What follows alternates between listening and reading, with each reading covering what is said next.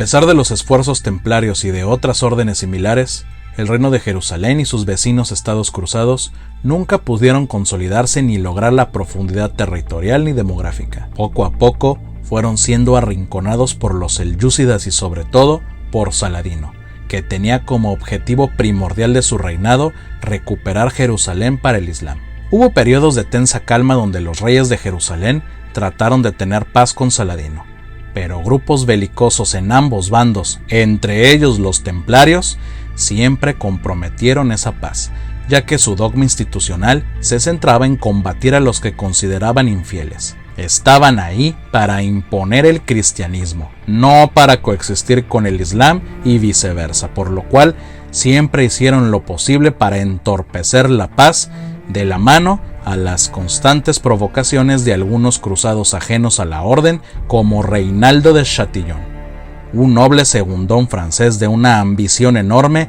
y una sed de sangre que rozaba la sociopatía, ya que sus famosos y sanguinarios asaltos a caravanas no distinguió en ejercer una violencia extrema no solo contra los musulmanes y judíos, sino también con otros cristianos. Reinaldo de Chatillon llegó al punto demencial de crear una flotilla en el Mar Rojo para ejercer la piratería en las ricas rutas marítimas que iban hacia la Meca desde el Golfo Pérsico, y llegó a atreverse a realizar ataques muy cercanos y a bloquear la ciudad más sagrada del Islam.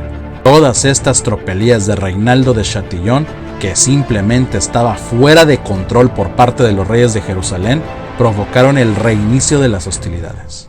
Poco a poco, Saladino fue arrinconando a los cruzados que derrota tras derrota fueron perdiendo fuerza y territorio, llegando al punto decisivo el 4 de julio de 1187 en la batalla de los Cuernos de Jatín, un monte al oeste del mar de Galilea. En esta batalla, un contingente principalmente compuesto por caballeros de las órdenes del Temple y del Hospital, el magro ejército del reino de Jerusalén y algunos principados cruzados comandado por Guy de Lusignan, rey de Jerusalén tras la muerte de Balduino IV, y el mencionado Reinaldo de Chatillon, fue masacrado por las tropas de Saladino. Guy de Lusignan, Reinaldo de Chatillon y el gran maestre del Temple, Gerard de Ridefort, fueron capturados. Como mencionamos antes, el templario fue ejecutado casi inmediatamente. Reinaldo fue degollado por el mismo Saladino en represalia a sus tropelías, y por un sentido de honor entre reyes, Saladino perdonó la vida de Guy de Lusignan. Este último pasó unos años en las mazmorras de Saladino y fue liberado, humillado y derrotado cuando no representaba ninguna amenaza. Esta catástrofe para las armas cristianas dejó el camino libre hacia Jerusalén para Saladino.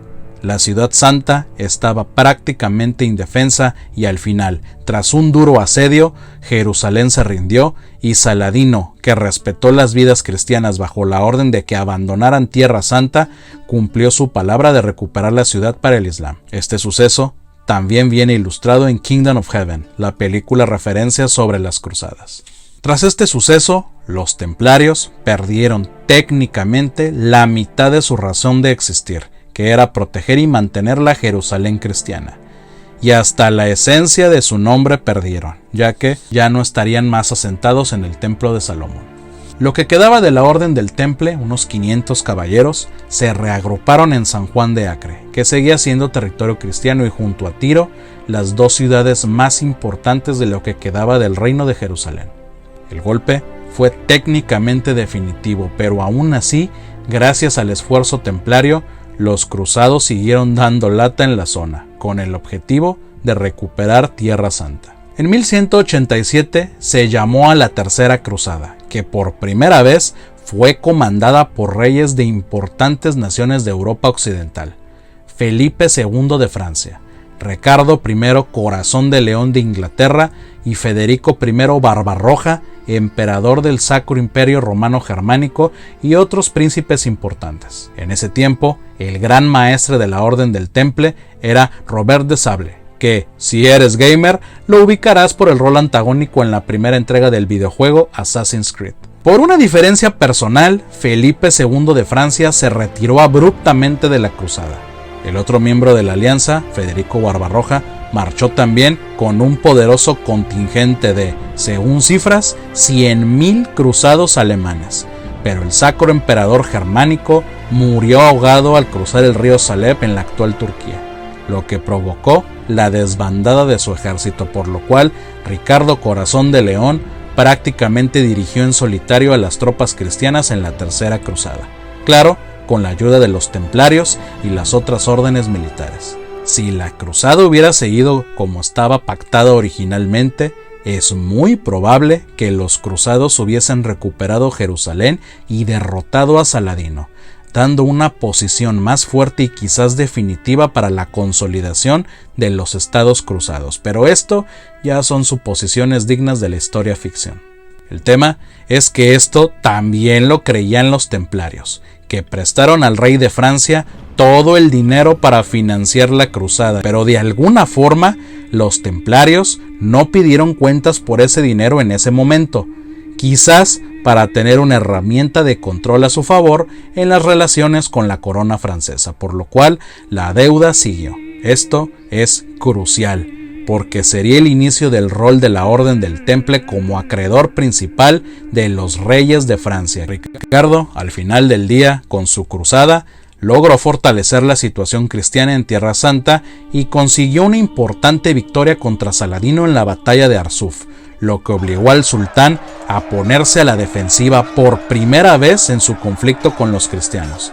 Pero los cruzados no tenían ni la suficiente fuerza, ni los recursos, ni el poderío para sitiar Jerusalén, por lo cual tanto el sultán de Egipto y Siria y el rey de Inglaterra tuvieron que juntarse para lograr términos, que culminaron con la apertura de Jerusalén como una ciudad libre al peregrinaje de los cristianos, comprometiéndose a que estos no llegarían armados y no se establecerían. El tiempo pasó y en 1228 Jerusalén fue recuperada por escasos 16 años para la cristiandad por el sacro emperador romano germánico Federico II, pero no por las vías militares sino diplomáticas, ya que el emperador alemán hizo pactos con el sultán Al-Kamil, pero al final defender Jerusalén era imposible y se terminó perdiendo otra vez en 1244. Con el tiempo, el esfuerzo cruzado fue apagándose paulatinamente. La realidad es que en Europa occidental el tema de las cruzadas ya era visto como una pérdida de tiempo y recursos. Para las cuarta, quinta y sexta cruzadas, a las que también se alistaron los templarios, realmente no hubo repercusiones ni políticas ni estratégicas en Tierra Santa o tuvieron episodios bizarros y absurdos como el saqueo de Constantinopla dentro de la Cuarta Cruzada perpetrado por un mismo contingente cruzado. En 1248, el rey Luis IX de Francia, después canonizado, y no el Papa, convocó y lideró la Séptima Cruzada. Pero su objetivo ya no era Jerusalén y la Tierra Santa, sino Egipto, un reino que era rico y poderoso y que se convirtió en un reto imposible para el rey francés, que vio fracasar tan aventurera empresa gracias a las enfermedades que sufrieron sus ejércitos en el camino y que culminaron con una aplastante derrota en Mansura y un desastre militar posterior en el que el propio Luis IX cayó prisionero. Para no variar, los templarios fueron los que prestaron al monarca francés una cuantiosa suma de dinero en la que se componía el rescate a pagar para ser liberado. Cabe mencionar que ese dinero se sumó a la deuda contraída un siglo antes por Felipe II que no se había saldado y no se detendría ahí. En 1291 los templarios participaron en su última gran cita militar en Tierra Santa, defendiendo su último bastión en la región, San Juan de Acre. La caída de Acre terminó por finalizar la presencia cruzada en Tierra Santa y prácticamente con la razón de existir de la Orden del Temple, que a pesar de eso no fue su fin. Los templarios eran algo necios y no cesarían en su esfuerzo de recuperar Tierra Santa y utilizarían Chipre como base para penetrar en el Levante. La Orden del Temple fue la única que hasta el final se mantuvo fiel a su credo y objetivo inicial, ya que mientras ellos seguían pensando en Jerusalén, las otras dos grandes órdenes militares, los hospitalarios y los caballeros teutónicos, orientaron sus intereses a otros lugares. La isla de Arwad, en el actual territorio de Siria, fue la última posesión de los templarios en Tierra Santa, la cual perdieron en 1302. Al final, el gran esfuerzo templario sería inútil, no por falta de recursos ni de voluntad, sino porque simplemente fueron dejados solos y quedaron aislados. A los poderes de Europa Occidental, incluido el mismo Papa de Roma, ya no les interesaba conquistar los santos lugares.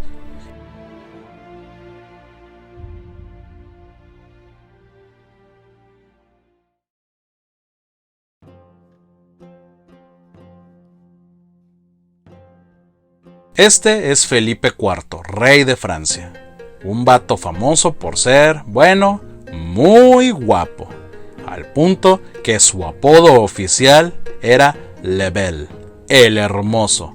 Felipe pertenecía a la dinastía de los Capetos, una familia con un largo historial donde sus antecesores habían derrochado el tesoro nacional en diversos proyectos por demás ambiciosos y en algunos casos imprudentes, como las propias cruzadas. Esto llegó a un punto en el cual las arcas nacionales no fueron suficientes y tuvieron que recurrir a préstamos por parte de externos.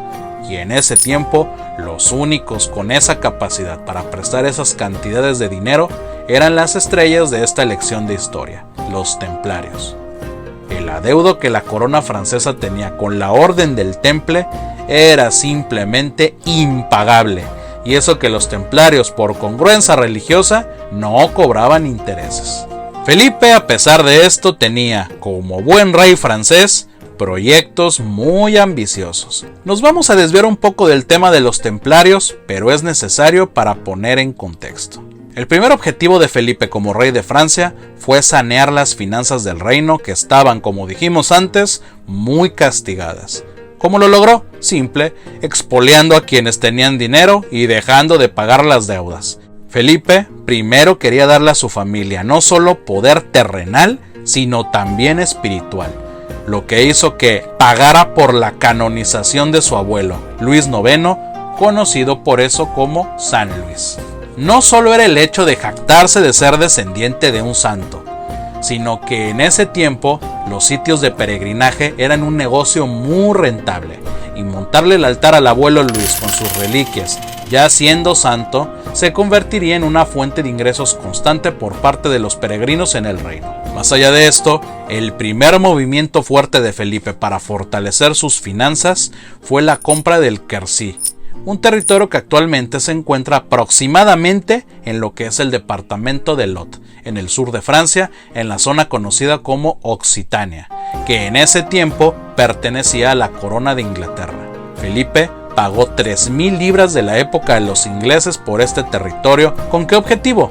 Bueno, en la ciudad de Cahors, que era algo así como la capital de este territorio, estaban asentados muchos y prósperos banqueros originarios de Lombardía. Felipe, obvio, harto y agobiado por las deudas, no les iba a pedir un préstamo, sino que tomó medidas más duras y simplemente expolió a los banqueros lombardos. Felipe IV era un monarca católico medieval, pero con los delirios de un dictador comunista, porque esa fue su medida para sanear las finanzas, simplemente quitarle el dinero a los que tenían.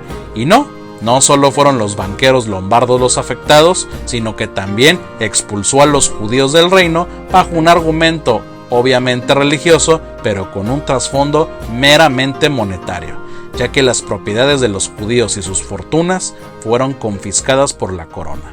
Pero donde llegó demasiado lejos el monarca más guapo de todos fue cuando pretendió meterse con las arcas de la Iglesia Católica. Hay que aclarar algo.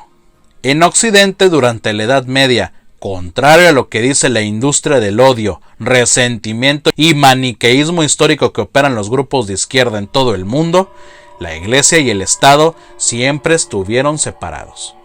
Eran dos poderes que tenían que coexistir y colaborar, pero, con excepciones, siempre recelaron entre sí, con la excepción del único estado teocrático de Occidente, los estados pontificios, que son el estado de la Ciudad del Vaticano de nuestros días, el país más pequeño del mundo. Las acciones del rey Felipe en contra de los intereses eclesiásticos lo pusieron inevitablemente en conflicto directo con la Santa Sede, específicamente con su titular, el Papa Bonifacio VIII.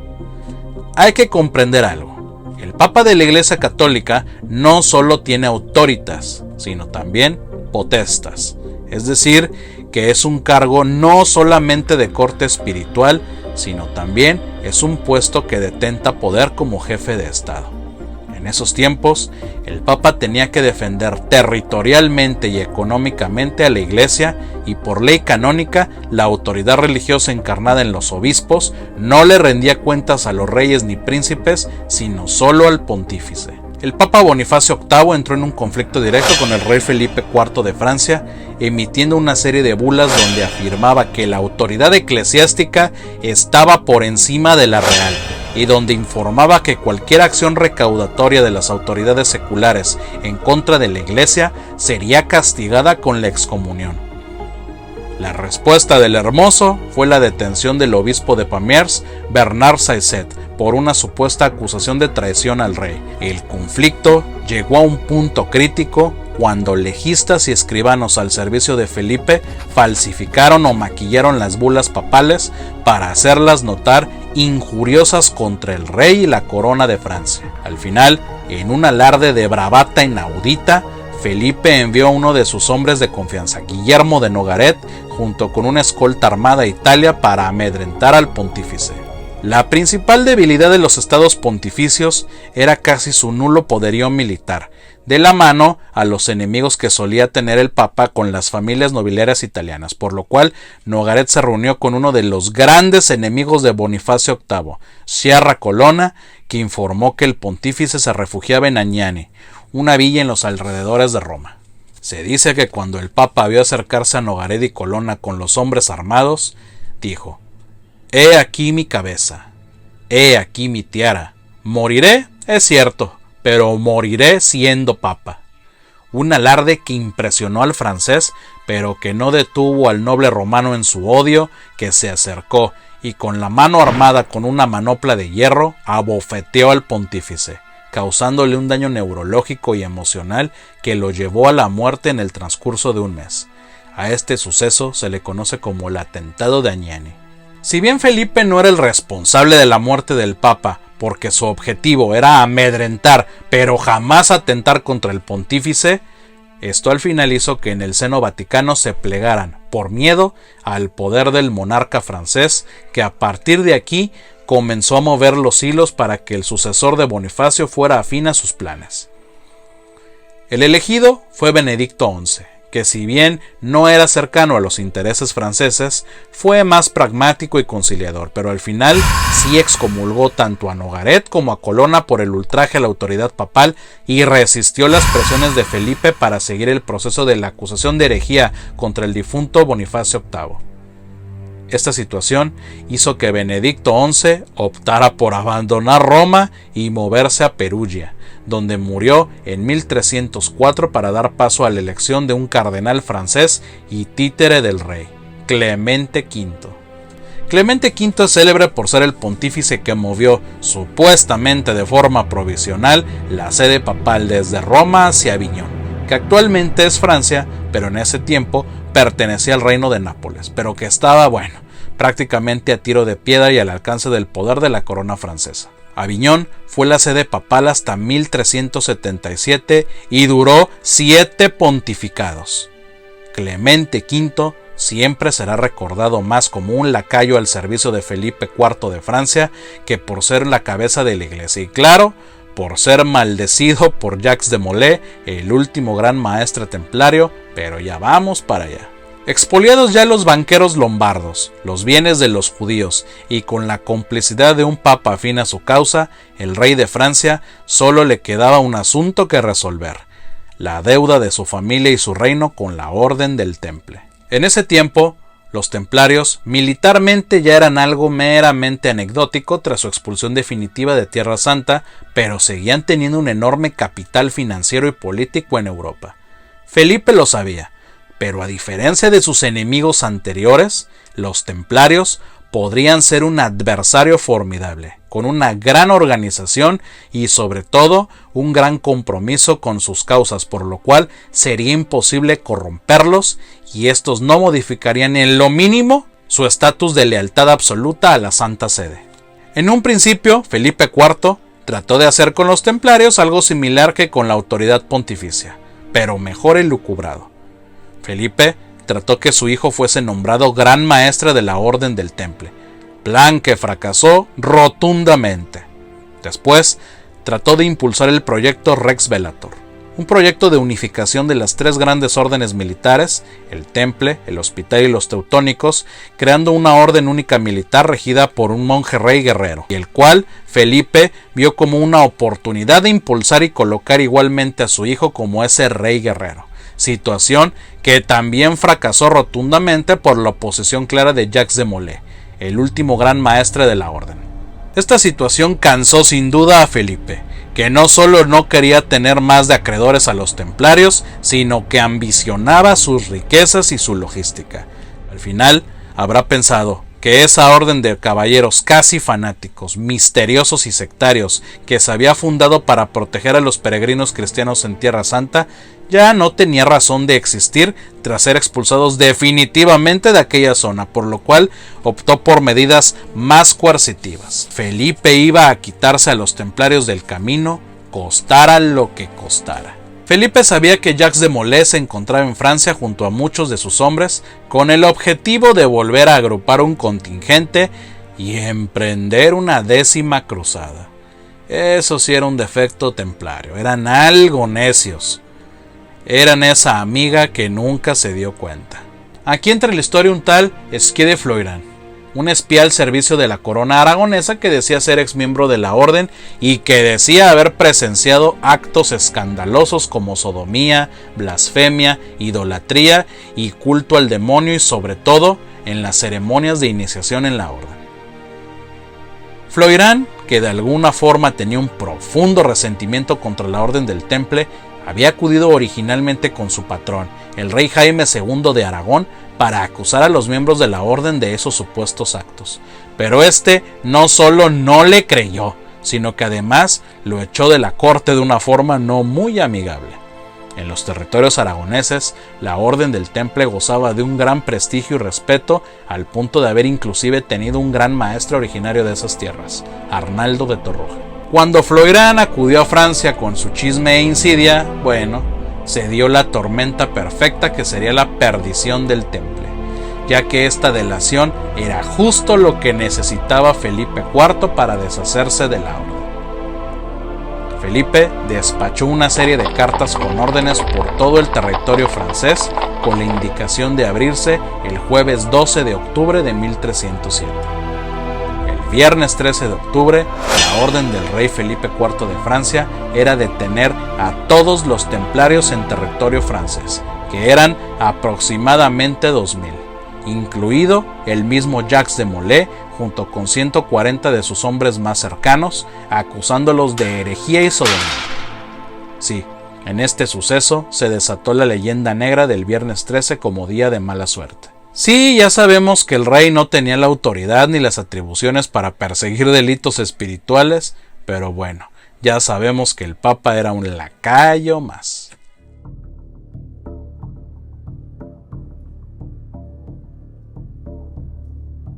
La captura de los templarios, obvio, se ejecutó sin la autorización del Papa, el único que tenía bajo su jurisdicción las órdenes militares, y por ende, de origen, el proceso contra los templarios estaba viciado y era apócrifo. A Clemente V le sobraba un atisbo de dignidad y de rigor institucional y protestó por lo realizado por el rey y anuló el juicio íntegramente, suspendiendo los poderes de obispos y de inquisidores. Pero como sabemos, por más que Clemente protestara, el rey Felipe le iba a pasar por encima. En la teoría, Clemente V representaba un poder superior al del rey, pero en la práctica estaba acorralado por él, por lo cual la acusación había sido admitida y sería irrevocable. Felipe montó toda una parafernalia con el objetivo de desacreditar a la Orden del Temple y convertirla en un enemigo dentro de la opinión pública, mientras él era catalogado como, y cito, campeón y defensor de la fe. O sea, no le bastaba que le llamaran el Hermoso, quería más. Todo esto por eruditos de la Sorbona, la universidad más antigua y prestigiosa de Francia, que bueno, pues no podía contradecir al rey. Felipe convocó los Estados Generales en la simbólica ciudad de Tours. En esta asamblea, Felipe simplemente defenestró y destrozó la imagen de la Orden del Temple, escandalizando a los representantes de todos los estamentos de la sociedad francesa con los supuestos crímenes de los caballeros, al punto que logró que se confirmaran legalmente delante del Papa Clemente las supuestas confesiones de 72 presuntos templarios acusados, que bueno, no eran más que infiltrados entrenados previamente. En junio de ese mismo año, 1308, se realizó una supuesta investigación en Poitiers y el Papa Clemente V, hasta entonces escéptico, finalmente se mostró, u obligaron a mostrarse, interesado en castigar a los templarios. Reservó la causa de la orden a la comisión papal, dejando el juicio de los individuos en manos de las comisiones diocesanas, a las que devolvió sus poderes. Hay que recordar que para ese tiempo los templarios ya no tenían prácticamente acción militar y sus miembros no tenían mucha experiencia ya en combate, por lo cual, a diferencia de sus antecesores estoicos ante los tormentos en las mazmorras de Saladino y otros señores musulmanes, estos templarios capturados se quebraron y mediante los tormentos terminaron confesando su culpabilidad, fuese falsa o verdadera. Algunos incluso confesaron sin tortura por miedo a la misma, y en este grupo estaba el mismísimo Jacques de Molay, que luego, quizás con el remordimiento de haber traicionado los principios de la orden, admitió haber mentido para salvar la vida. Tan solo en París, 36 de ellos murieron debido a las torturas. El 10 de mayo de 1310 comenzaron las ejecuciones y fueron quemados en la hoguera 54 templarios. 4 más 8 días después, mientras muchos más seguían muriendo en prisión por las torturas y las enfermedades. La orden papal de persecución de la Orden del Temple se extendió por el resto de Europa. La comisión papal asignada al proceso contra los templarios había hecho ya su trabajo y reunió la documentación, testimonios y pruebas que habrían de ser entregadas al Papa y al concilio convocado para decidir sobre el destino final de la orden. La culpabilidad de algunos templarios fue evaluada de forma individual, es decir, la sentencia sería para el individuo y no sería imputada a la orden, que no pudo realmente defenderse porque el objetivo inicial del proceso era simplemente acabar con ellos, pero no se pudo probar que ésta, como organización, profesara doctrina herética alguna o que practicase una regla secreta alejada de los valores cristianos, por lo cual, en el Concilio General de Vienne, celebrado el 16 de octubre de 1311, se dictaminó por mayoría el prevalecimiento de la orden. Pero, obvio, esto no era el resultado conveniente al rey Felipe IV,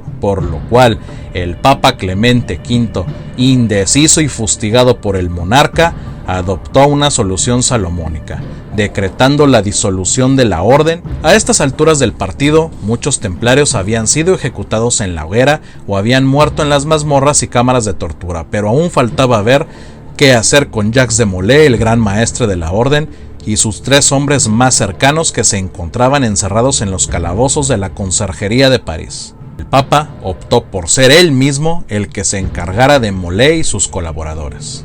Ellos habían confesado su culpabilidad, y dentro de la ley canónica solo quedaba reconciliarlos con la Iglesia y una vez que atestiguasen su arrepentimiento y con la solemnidad acostumbrada cumplieran penitencia. Como vimos en el episodio de las brujas de Zugarramurdi, los actos de fe se convertían en espectáculos públicos con el objetivo de aleccionar al populacho. Y en este caso en particular, el rey de Francia necesitaba que el pueblo mirara cómo su rey, además de estar bien guapo y además de ser campeón defensor de la fe, castigaba a los enemigos del reino y de Dios. En el momento cumbre, Molay recuperó el coraje y la dignidad templaria y proclamó la inocencia de la orden en público y la falsedad de su confesión, acusando al rey de presionarles y al papa de solaparle. Además, para restaurar su respeto a los preceptos de la orden, se declaró dispuesto a sacrificar su vida. Molé fue inmediatamente arrestado como hereje reincidente junto a sus 2 colaboradores que nunca lo dejaron, y fue quemado en la hoguera junto con ellos en las puertas de la catedral el 18 de marzo de 1314. Dice la leyenda que antes de que la pira fuera encendida o cuando estaba encendiendo, Jacques de Molay volvió a declararse a él y a sus compañeros inocentes de las acusaciones, proclamando su inocencia y la pureza de la orden y sobre todo maldiciendo a sus ejecutores, el rey Felipe IV de Francia y el Papa Clemente V. Se dice que estas fueron las palabras de Jacques de Molay. Dios sabe quién se equivoca y ha pecado, y la desgracia se abatirá pronto sobre aquellos que nos han condenado sin razón. Dios vengará nuestra muerte. Señor, sabed que, en verdad, todos aquellos que nos son contrarios, por nosotros van a sufrir. Clemente, y tú también, Felipe, traidores a la palabra dada. Os emplazo a los 2 ante el tribunal de Dios. A ti, Clemente, antes de 40 días, y a ti, Felipe, dentro de este año. Y bueno, será leyenda o será hecho confirmado, pero en efecto no le fallaron los cálculos a Jacques de Molay. Clemente V murió 32 días después de una repentina enfermedad, el 20 de abril de 1314, bajo el oprobio de haber sometido el solio pontificio a la voluntad de la corona de Francia. Y Felipe, bueno, el más guapo de todos los monarcas, falleció, en efecto, el 29 de noviembre de ese mentado 1314 durante un accidente de cacería. Se dice que también en esa maldición se extendió a Guillermo de Nogaret, el responsable del atentado de Añani, que murió envenenado ese mismo año, y de paso a los descendientes de Felipe, que murieron de forma trágica, y 13 años después la dinastía Capeta veía su fin, dando paso a la dinastía Valois. Creer en la veracidad de esta maldición, pues ya es cosa de cada persona. Tras la ejecución de Jacques de Molay a lo largo de Europa, los diversos reyes, príncipes y señores confiscaron los bienes y propiedades de la Orden del Temple, y en algunos casos pasando a propiedad de las otras 2 órdenes militares, los hospitalarios y teutónicos, que al final del día supieron reinventarse tras las cruzadas y adaptarse a los nuevos tiempos. En la actualidad, en los archivos vaticanos se encuentra un documento conocido como el Pergamino de Chinon, que contiene un texto que es el borrador de la absolución del Papa Clemente V a los templarios. Este texto está fechado en agosto de 1308, antes de las bulas Vox in excelso, ad providam y considerates, donde se procedió a acabar con la orden, lo que confirma que el Papa Clemente, dentro de la presión que vivía por parte de la corona francesa, en el fondo seguía fiel al derecho canónico y a las leyes de la Iglesia, y confirma que el giro que dio el pontífice hacia colaborar con la erradicación de la Orden del Temple fue elementalmente para sobrevivir, para no ponerse en mayor conflicto con el rey de Francia. Un documento de crucial valor histórico, aunque claro, sin valor jurídico. Con el paso de los siglos, en julio de 2011, el Papa Benedicto XVI absolvió a los templarios de sus acusaciones y declaró públicamente que la orden había sido víctima de una conspiración, limpiando así su nombre.